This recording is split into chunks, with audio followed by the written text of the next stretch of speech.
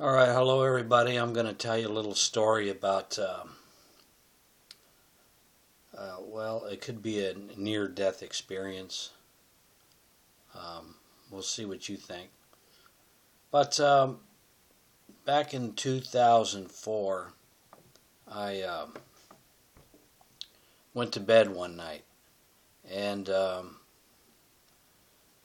fell asleep, and all of a sudden I was in darkness. I was awake, but I wasn't in my bed and I wasn't in the house. I was in space. So I was in space in darkness, and I had a person on the left side of me, and I had another person on the right side of me, and they were like sitting in saddles. It's the only way I can explain. In space, sitting in these little saddles, or like a lounge chair saddle thing. And I asked each one of them, where am I? I mean, what is this? Because I don't recognize this place. I mean, even out in space, nothing looked familiar. No Earth. I couldn't see no Earth or nothing. Very unfamiliar, and I was scared to death. So, but neither one of them would talk to me. Neither one would say a word. And I was horrified by this.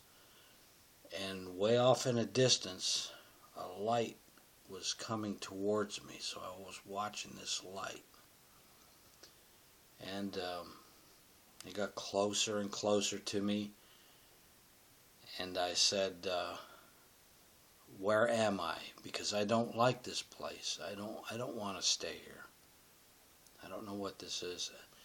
And the light got pretty close to me, and it took on a shape, a form, but I can't describe it really. I'd have to try to draw it out on paper. But anyways, it said, it spoke to me and said, you don't worry about it, because you're not staying here anyways. You're to go back. And I said, well, I'm sure glad of that, because I do not like this place. It scares me to death here. And next thing I knew, I woke up. Kind of remembered the dream, but didn't think much about it. Whatever it was, a dream, I don't know what it was.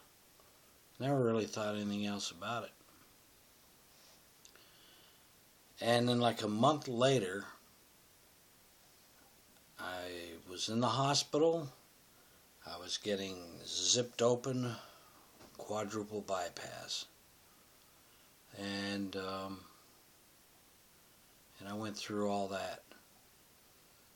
When they had me out, when they did the bypass, didn't see no lights, didn't talk to God, nothing like that ever happened.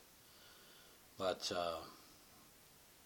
it seems like it took 4 years to recover from that.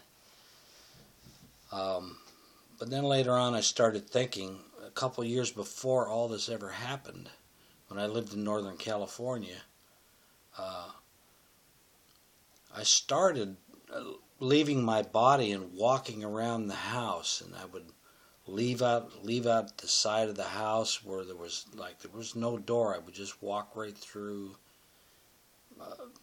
the wall, and down the street I'd start walking, and I kept leaving my body all the time and was walking around, and I thought it was really a wonderful thing to be able to do that and just go wherever you want to go. But that one particular time when I was walking down the street, and I called out, I said, where is everybody? Is there anybody out here on the street? And no one answered, and all of a sudden I got really scared. I said, if I keep going, if I keep walking, I will not be able to make my way back. And that frightened me. That was in 2002. And I turned around and walked back to the house, went back through the side of the house, back to bed. So this was happening a lot in 2002. Kept leaving my body, walking around, leaving my body, walking around. And then in 2004,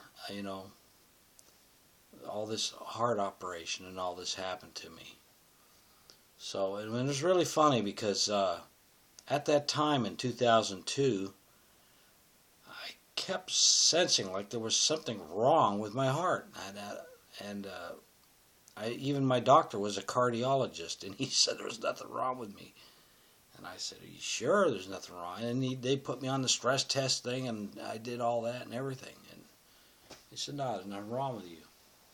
Well, it turns out there was something wrong with me. I was clogged up. I had to have a quadruple bypass. So anyways, between that and that thing when I fell asleep in my bed, and the next thing I knew I was out in space, is that like dying in your sleep, going somewhere only to be told you go back because you're not to stay here. So that's what they told me. And then having that surgery and no messages, you're to do great things, or you're to do this and you're to do that, and nothing. No messages, no special messages or anything. So, but maybe somebody out there's had similar experiences and they could share with me and kind of enlighten me on what that kind of stuff is really all about, because I don't know. And we'll just see what happens. But anyways, I appreciate you listening to my story. And thank you so much, and we'll talk to you later. Bye-bye.